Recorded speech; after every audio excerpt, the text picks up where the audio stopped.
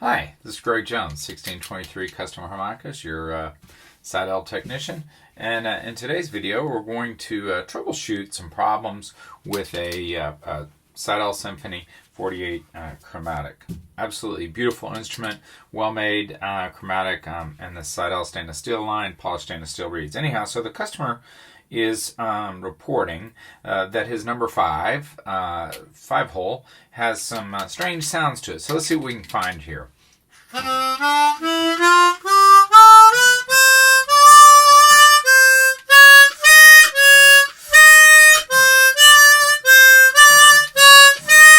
Okay, so if you listen, I'm playing with the slide out, now the slide in.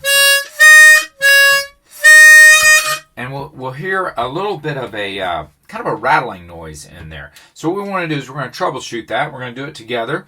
And so just know, if you play chromatic, you got to plan on doing this. This is just part of playing chromatic. You can't play chromatic if you're not willing to just do some basic maintenance.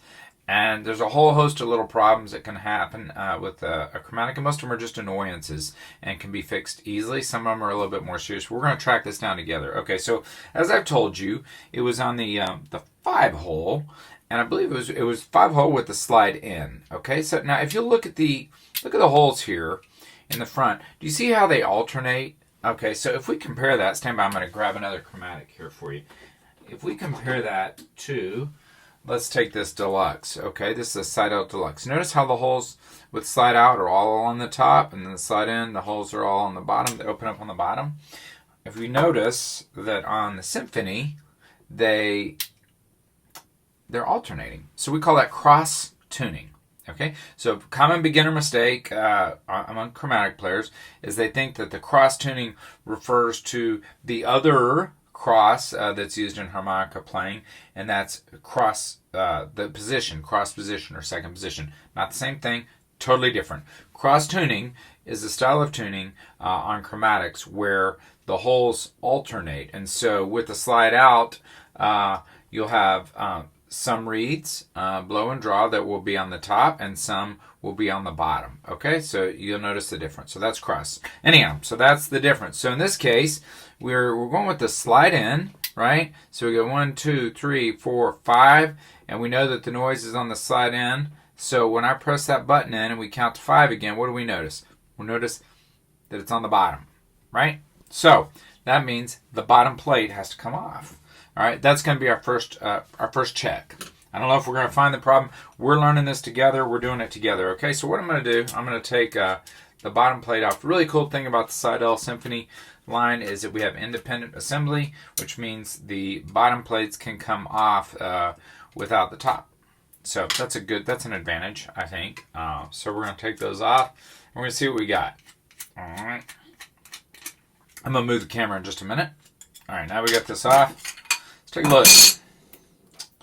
We're going to count 1, 2, 3, 4, 5. Okay, here's what I see right now. So one problem I see already, a couple of problems here. All right. First of all, even though our problem is not with the one valve, I don't like the look of that one valve right there. That is certainly crooked, so we're going to fix that. Okay, that's going to need to be fixed. All right. Now if we go over here to the 4, I don't like that valve either. It's not the source of our problem, but if we look at this one, we'll notice that this valve is really curled really bad. Okay, and this, so I'm sorry about the angle here. I'm going to turn this around so you get a better view. Okay, so if you'll see that number 5 valve is definitely up. All right, it's definitely high. All right. And then another thing we'll notice if we'll look. So count our draw reeds. 1, 2, 3, 4, 5. We look at that reed right there. Look at that. I am sorry about the bad angle, but if you'll notice, that reed is really curled up. Okay, so I'm not sure what has happened here, but it's most likely the player has tried to adjust that reed. And that's okay. He went a little too far and put too much of an arc. So the first thing I'm going to need to do is I'm going to need to fix that arc, and I'm going to have to change that valve. I'm going to adjust the camera. So let's do this first. Now remember, we're on the bottom side, and we're able to do that safely because we still have the cover on the other side, the opposing side. And so what we notice here is we have that reed that is really arced, and I don't like that at all. So I'm going to have to figure out a way to fix that arc. And then we have these valves right here. So here's the problem. To get that arc out of that reed, in my view, we're going to have to take this thing apart. Okay, I just don't think there's a really easy way to do it. So the first thing we're going to have to do is we're going to have to remove that valve is curled up, and so that valve needs to be pushed back down. We're going to remove that.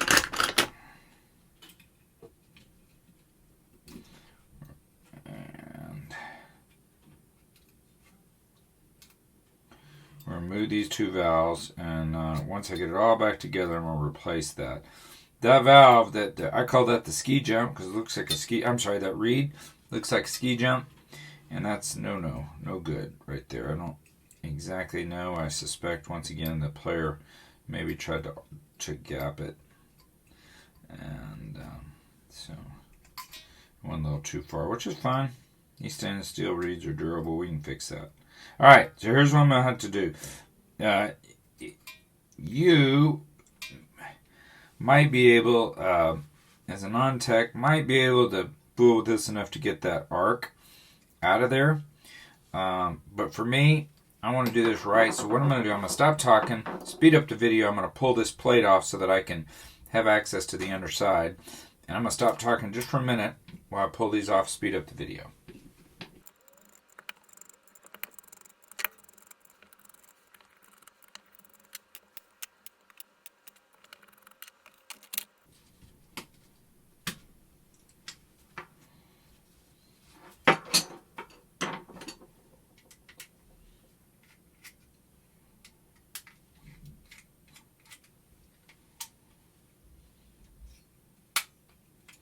So what I've done, I just loosened the tension on that mouthpiece assembly. And the reason I did that is because with the pressure on it, it makes it a little harder to pop this plate out. And this plate fits in there snugly. You just really had to get a little something in there, a small screwdriver or whatever, and kind of pry it out gently. You want to be careful, but you're not going to hurt anything. You just want to kind of be careful when you do. Okay, look at this right here. The valves on there look really nice. I mean, this is exactly how we want valves to look. All right, so we know we're good. We know we're good there. All right, but as you remember, I said I didn't like the gap on that right there. Right, so what we're gonna do, we're gonna move that back. All right, we're gonna move that down.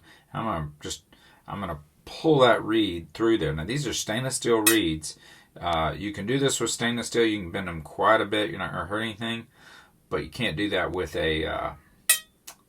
Can't do it with brass as much, but I can really put some pressure on that. Get that valve kind of down there. Now look, anytime you have a problem, this is not necessarily going to be the problem in every case. I mean, this is just one potential problem that you can have with a chromatic, and some of them can be fixed by the player, and sometimes they just need to come in for service. And it's just the nature of playing a chromatic. The better the chromatic, the more airtight it is, and arguably the more little problems you're going to have like this. But if you're not comfortable doing basic maintenance on your chromatic, you probably shouldn't really play, because they're such a powerful instrument but just have a lot of little nuances to them, and you and your instructor should really get used to really working on your chromatic, doing some basic stuff. If you don't have an instructor, you're cheating yourself. You're never going to learn the instrument if you don't have an instructor, and you're never going to learn how to maintain your instrument properly if you don't have a teacher as well. Anyhow, so hopefully this video will provide a little assistance. So if you'll see that, how I've adjusted the reed gap, we got rid of that ski jump in there. And so now, yeah, I think we're good. I think that is much, much, much better. And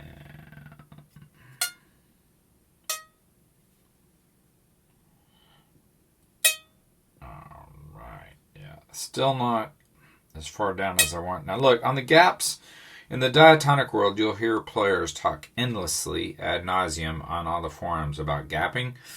In the chromatic world, gapping is not near as important. The reason is because you have the valves, so there's a much larger sweet spot on the gap. We need the gap to be open enough so the valve, swings freely. But if it's a little too far out, it's not really going to matter because you're getting you're getting some air tightness that happens through the valve. All right, so what I'm going to do, I'm going to put this back together. And now I'm going to stop talking again so I can put this. I'm going to stop talking and screw this thing back together. And I'll be right back with you.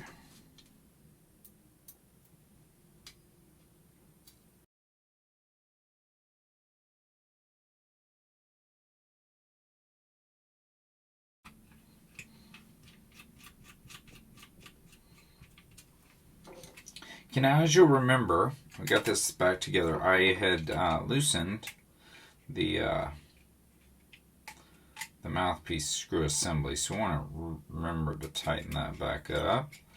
All right, and now what we're going to do, if you can see, the gap on that is much more consistent with the rest. And I know that it's kind of hard to see this, and the angle's not perfect. But anyhow, so what we're going to do now, as you may notice, I always like to work over a napkin or a paper towel.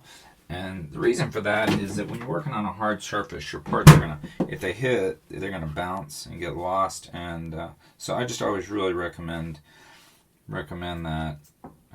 So anyhow, so what we're going to do now what I'm going to do is I'm going to replace these top valves. The one in question was really the one on the number 5, which was certainly bad. And but since I was in it and I noticed the curling on the others, one of the things you'll hear me say anytime I give seminars on chromatic maintenance is that a bad valve, a curled up valve, is worse than no valve. So now what I use just a really cheap, kind of a clear epoxy adhesive. It is sort of like a cheap version of the E6000 craft glue. And I do sell this. Yes, you can buy it cheaper. I just sell it as a courtesy.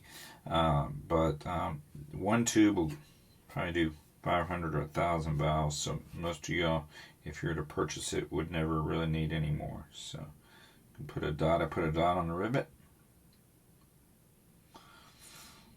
And so I got that. Now I'm going to pull out my valves. I have a custom made tray here where I have each valve by slot.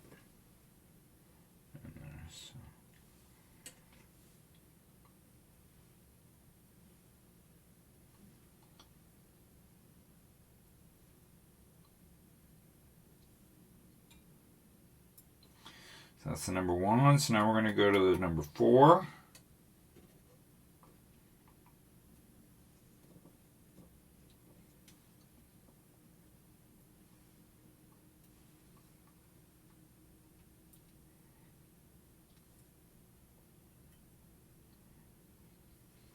And lastly, the one that was a problem all along, which is the number 5.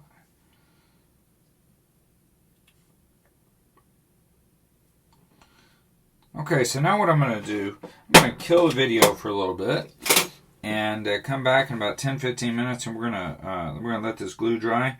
Then we're going to come back and see how this thing plays, see if it corrected our problem. I'm almost certain that it did. All right, I'll be back with you in just a minute. So the glue on, or the adhesive on my valves has dried, and so now we're ready to give this a little bit of a play test here. So if you remember, it was the 5th hole, and with the slide in, let's see if we hear that sound now. 1 hole.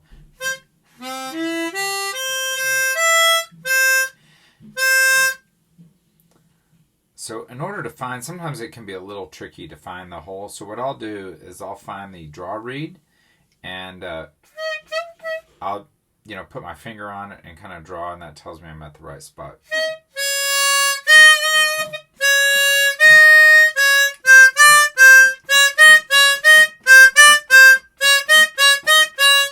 Oh, that's great. Everything worked out really well.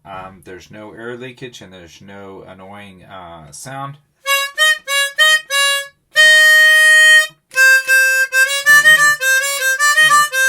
So what I'm going to decide is, or conclude is, that it was most likely the cause. First, one cause of our problem was the ski jump arc or gap in that reed, and then secondly, and what probably happened is the player probably attempted to to fix the problem by possibly gapping or maybe planking his reed a little too much, and it caused it to move up. So that was what possibly caused the air loss. But the noise, which was really our original problem, was most likely caused by the curling in our valve. So as a real quick aside, when something like that happens, if a valve is really damaged, appears to be really damaged, you're not getting anything from that valve. It's actually deterring from the way the instrument plays. And so my recommendation on that would always be when that happens, my recommendation is just to pull that valve off.